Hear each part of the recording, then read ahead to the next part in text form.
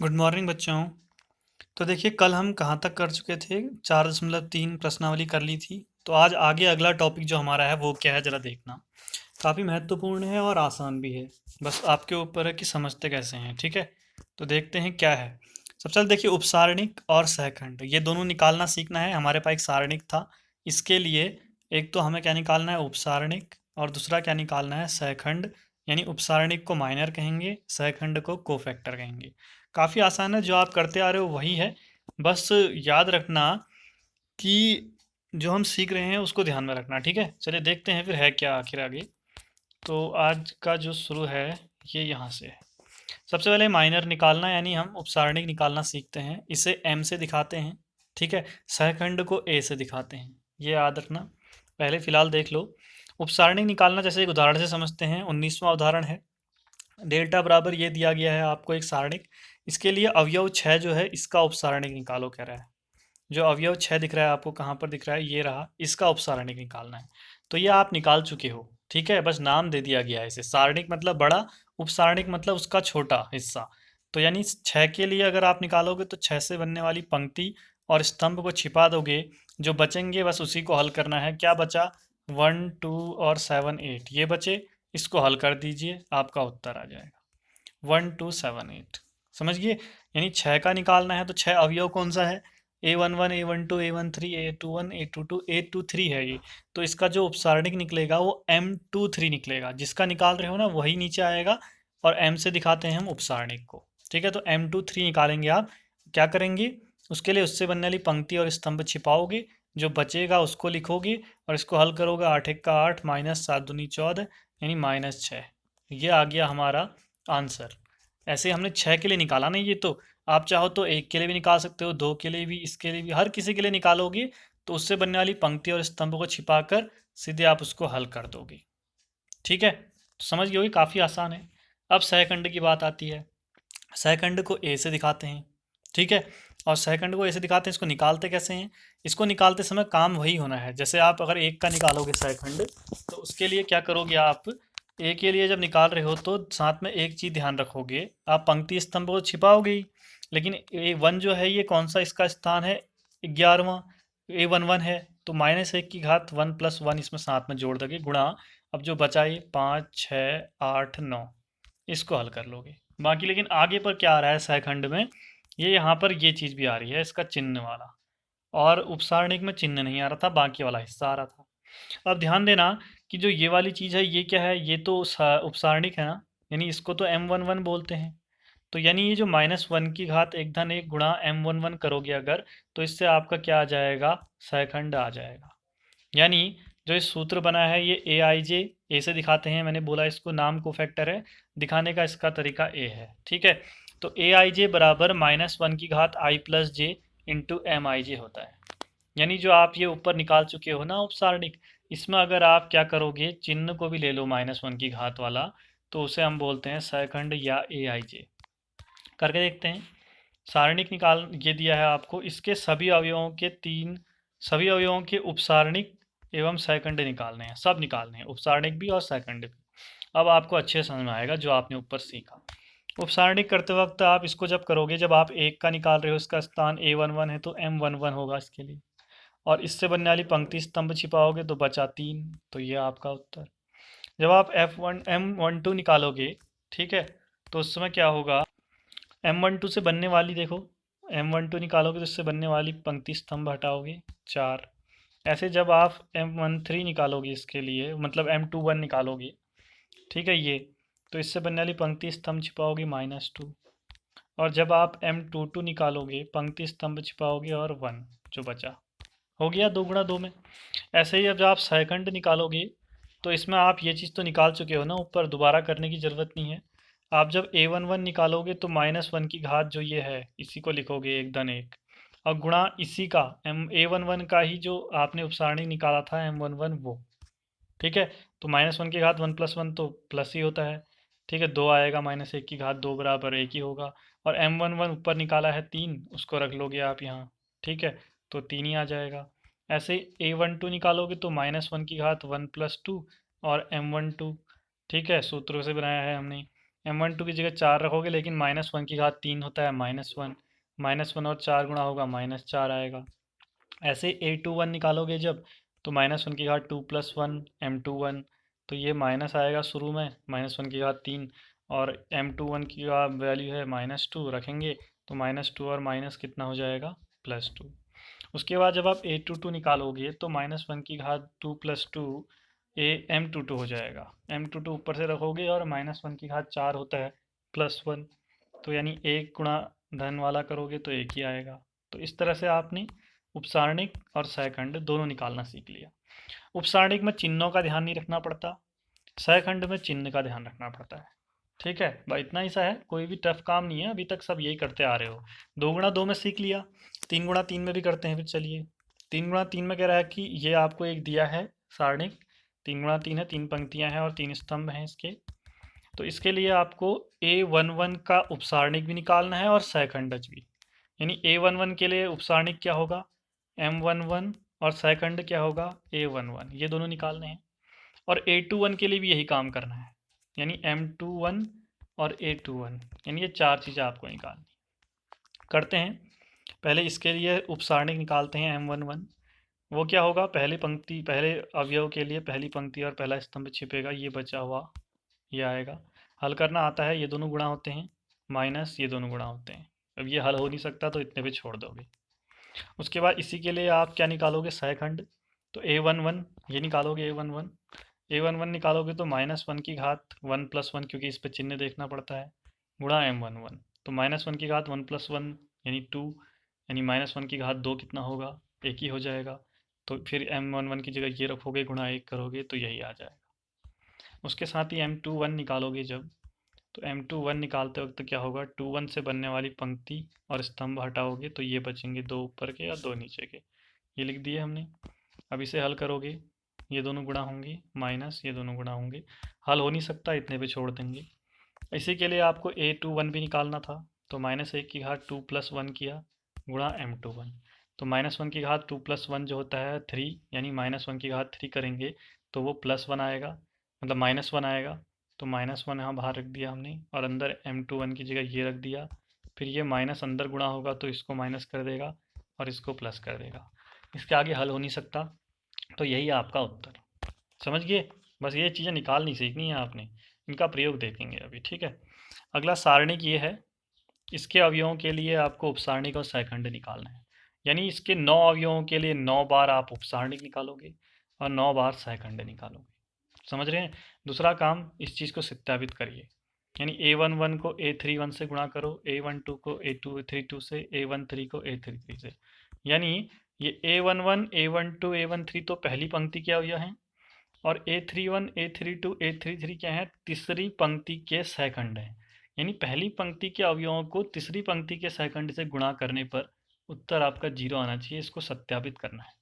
तो पहला काम हम कर लेते हैं कि पहले तो हम उपसारणिक और सहखंडज निकाल लेते हैं।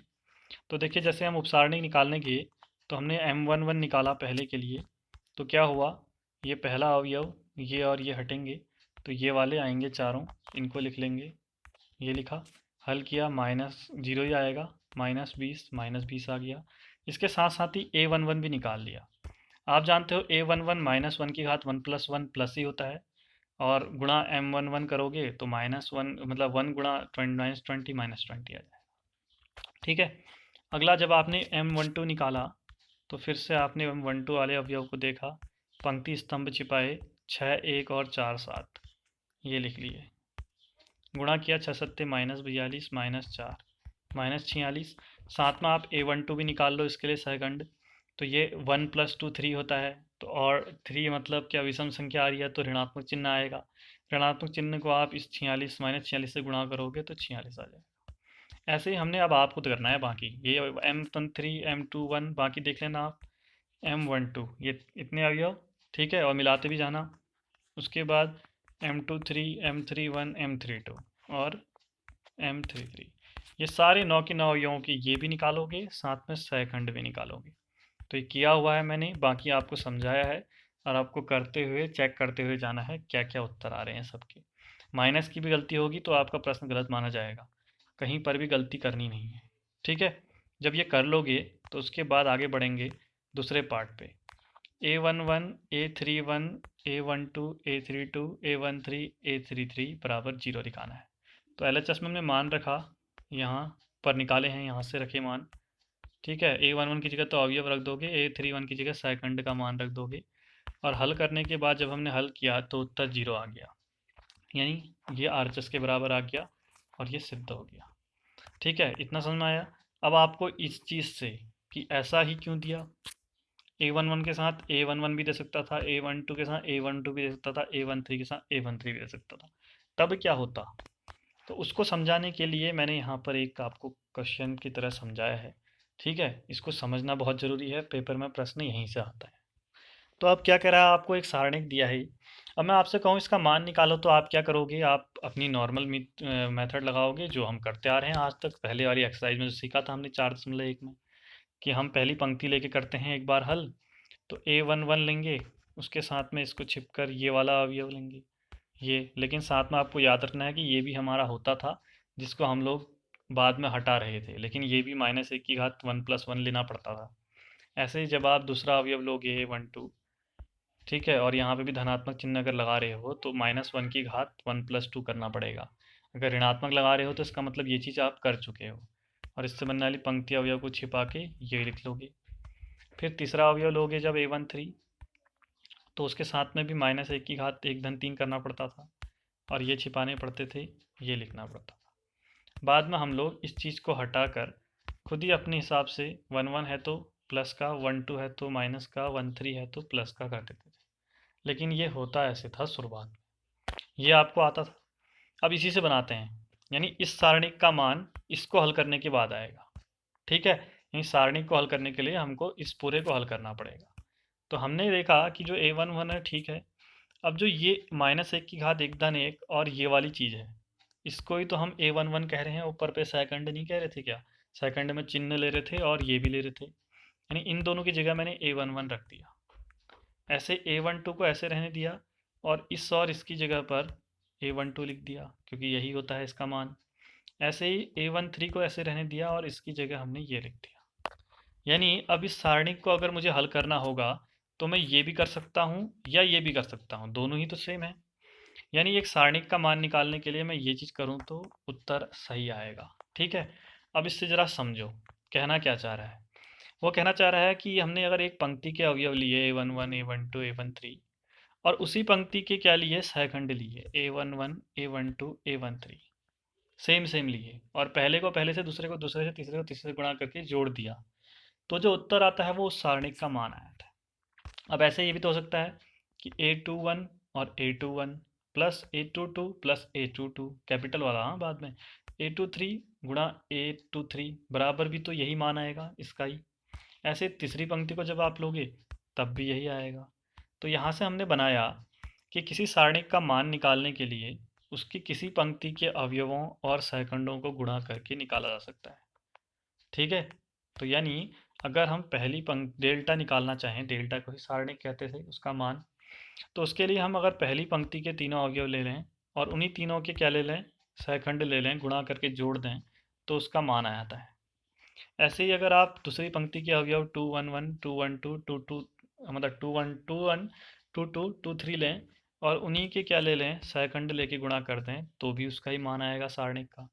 और ऐसे अगर आप तीसरी पंक्ति को लोगे A31 A31 A32 A33 A33 A33, तो भी वही मान आएगा।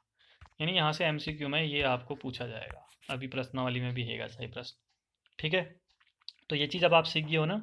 अगर आपको सारणिक का मान निकालना है तो आप चाहो तो ऐसे भी कर सकते हो, ठीक है, या आप जैसे खोल रहे हो वैसे भी कर सकते हो, लेकिन दोनों तरीके आने चाहिए। पेपर में अगर ये वाला पूछ लिया तो सेकंडों का प्रयोग करते हुए कह दिया तो आपको ये भी आना चाहिए।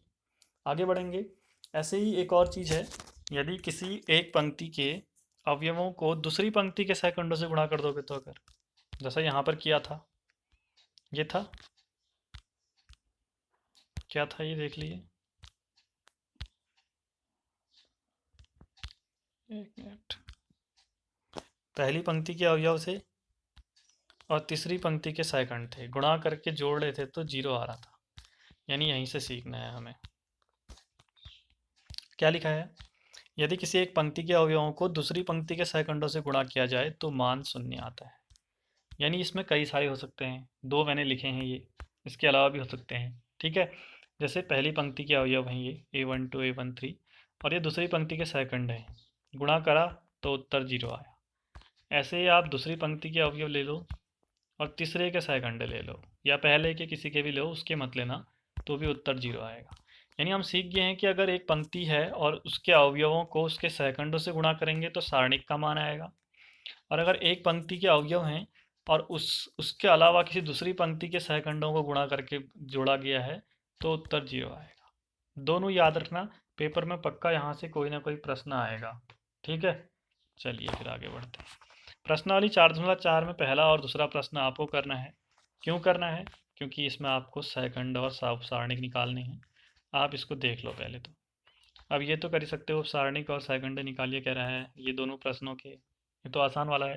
यानी इसके लिए आपने m निकालना है, M11 M12 M21 M22 और A11 A12 A21 A22। ठीक है, ऐसे इसके लिए भी, और ऐसे 3x3 वाले के लिए भी यही काम करना है। तो इस दोनों के लिए आप चारों के लिए कर सकते हो। बाकी मैं आपको ये प्रश्न कराता हूँ एक, और एक प्रश्न ये कराता हूँ दो। तीसरा प्रश्न तो आप MCQ है, करना जरूरी है तीसरे को, इसको मत छोड़ना पांचवें को, पेपर के समय पे फिर पता चलेगा। तो आपको कह रहा है सारणिक दिया है, इसका मान के लिए कौन सी चीज़ सही है, कह रहा है इसमें से इसका मान निकालोगे तो क्या सही होगा। अभी आपने सीखा है कि अगर पहली पंक्ति के अवयव और उसके सहखंड को गुणा करा जाए तो मान सही आता है इसका, या दूसरी पंक्ति के अवयव और उसके सहखंडों को किया जाए, या तीसरी पंक्ति और उसके सहखंडों। देखिए जरा, A11 A12 A13 अवयव तो सेम है, सहखंड तीसरी पंक्ति के हैं, तो ये तो नहीं होता ना, इसका मान तो 0 होता है, पहला गलत। दूसरा, पहली पंक्ति के 3 अवयव हैं और पहली पंक्ति के ही क्या है, देखिए A11 A21 A31, देखिए A31 तो तीसरे का आ गया ना, यानी ऐसी तो कहीं चीज़ पढ़ी नहीं हमने। अवयव भी जिसका होगा, पहला गलत दूसरा गलत, क्योंकि इसमें A11 A21 यहाँ पे 21 पूछ दिया, देखो ये 31 पूछ दिया है, अवयव ये है तो इसी का सेकंड होना चाहिए। ठीक है, ये भी गलत। तीसरा देखिए A21 A11, यहीं तो ऐसे गलत हो गया ये। ठीक है, सेम सेम का होना चाहिए ना, ये भी गलत। चौथा A11 A11 दोनों सेम है, A21 A21 A31 A31, और तीनों ही एक ही पंक्ति के हैं, तो उत्तर हो जाएगा डी ऑप्शन सही। समझ गए? तो ये आपको ध्यान रखना है। और मैं ये दोनों प्रश्न कराता हूँ, तीसरा और चौथा, इनको भी करना जरूरी है क्योंकि यही है महत्वपूर्ण। अब ऐसा प्रश्न पूछ सकता है, दूसरी पंक्ति के अवयवों के सहखंडों का प्रयोग करके इसका मान निकालें। इसका मान निकालना तो आपको आता है आसान तरीके से, लेकिन आपसे बोल दिया दूसरी पंक्ति के अवयवों के सहखंडों का प्रयोग, यानी A21 A22 और A23 का मान से आपको निकालना है। तो यानी आपको अगर इसका मान निकालना है तो दूसरी पंक्ति का अगर प्रयोग करोगे तो A21 A22 A23 और इन्हीं के सहखंड भी लिख दिया आपने। अब अलग से निकालने की ज़रूरत नहीं है, यहीं पर हो जाता है। तो आपने A21 की जगह 2 रख दिया मान, और -1 की घात 2 धन 1 कर दिया, और जब इसको छिपाओगे तो 3 8 और 2 3 बचेगा, इनको लिख लिया। उसका A22 यानी आपने A22 0 है ये लिख दिया, और इसका ही सेकंड A22 है, इसका मान रखा -1 की घात 2 धन 2, और जब इसको छिपाएंगे तो ये 4 अवयव बचेंगे, 5 8 1 3, ये लिख दिए। ठीक है, तीसरा A23 1 रख दिया, -1 की घात 2 धन 3 किया, और ये छिपाया तो 5 3 1 2, ये लिख दिए। तो अब इसको हल करो, 2 है, -1 की घात 2 धन 1 3 होता है, तो ये ऋणात्मक हो जाएगा, तो -2 हो जाएगा, 3 3 9 -8 दूनी 16, प्लस 0 है तो ये पूरा ही 0 आना है, 0 लिख दिया। यहाँ पर -1 की घात 5 आ रहा है तो ऋणात्मक आएगा -1, और यहाँ 5 दूनी 10 -3। ठीक है, -2, और यहाँ आएगा कितना -7, तो जोड़ गुणा करोगे तो धन हो जाएगा और 14 आ जाएगा, 7 दूनी 14। यहाँ -1 और यहाँ 7 आएगा, 7 और -1 को गुणा करोगे -7, 14 में से 7 घटाओगे 7, यानी यही उत्तर आ गया आपका इस सारणिक का मान। और हमने दूसरी पंक्ति का प्रयोग किया है, दूसरी पंक्ति के सहखंडों का प्रयोग किया है, दूसरी पंक्ति का प्रयोग भी नहीं किया है। ठीक है, पंक्ति का प्रयोग करने में तो सीधे नॉर्मल तरीका था वो, हमने उसके सहखंडों का प्रयोग किया है, A21 वालों का। समझिए। ऐसे ही अगला देखिए, प्रश्न 4 कह रहा है तीसरे स्तंभ के अवयवों के सहखंडों का प्रयोग करके, यानी तीसरा स्तंभ ये वाले, इनके अवयवों का के सहखंडों का, यानी इसका स्थान है 2, पहले वाले का A13 है, इसका प्रयोग, ये कौन सा स्थान है, A23 है और ये है A33, इन तीनों का प्रयोग करना है और इसका मान निकालना है।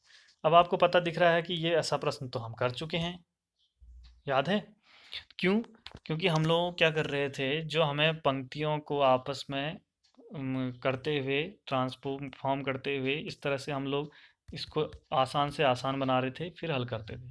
तो पहले इसको आसान बनाएंगे, कैसे, x माइनस वाई, याद आ रहा है, R1 में से R2 घटाएंगे और R2 में से R3 घटाएंगे तो y माइनस जेड आता था। तो ये प्रयोग किया हमने, ऐसा प्रश्न किया है पीछे, ठीक है। तो हमने x माइनस वाई और y माइनस जेड ये काम किया, R1 में से R2 को घटाया पहले में और R2 में से R3 को साथ में ही। तो यहाँ पर 0 x minus Z, x minus Y, R1 में से R2 को घटाया है ना, 0 x minus Y, Y Z minus Z X लिख दिया। ऐसे R2 में से R3 को घटाया है 1 minus 0 Y minus Z X minus X Y लिख दिया। R3 जैसा है वैसा ही रहेगा। अगले में इसको थोड़ा हल किया, इसमें से माइनस जेड कॉमन लिया तो x माइनस वाई आ गया, वाई आ गया। ऐसे इसमें से आपने माइनस एक्स कॉमन लिया तो वाई माइनस जेड आ गया। इससे हुआ क्या, इससे ये हुआ कि पहली पंक्ति में यहाँ भी x माइनस वाई है, यहाँ भी, और यहाँ तो होता ही है, बाहर आ जाएगा तो 0 1 और माइनस जेड बचेगा। दूसरी पंक्ति में यहाँ y माइनस जेड है, यहाँ भी है और यहाँ भी है, y माइनस जेड भी बाहर आ गया तो 0 1 और माइनस एक्स बचा, बाकी इतना छोड़ दिया। उसके बाद फिर से देखो, अगर मैं क्या करूँ, R2 में से R1 को घटा दूँ तो यहाँ एक 0 बन जाएगा और यहाँ माइनस एक्स प्लस जेड यानी जेड माइनस एक्स बन जाएगा। तो हमने यही काम किया, R2 में से R1 को घटाया तो R1 और R3 तो ऐसे आए, इसको घटाया तो 0 1 0 और यहाँ जेड माइनस एक्स आ गया।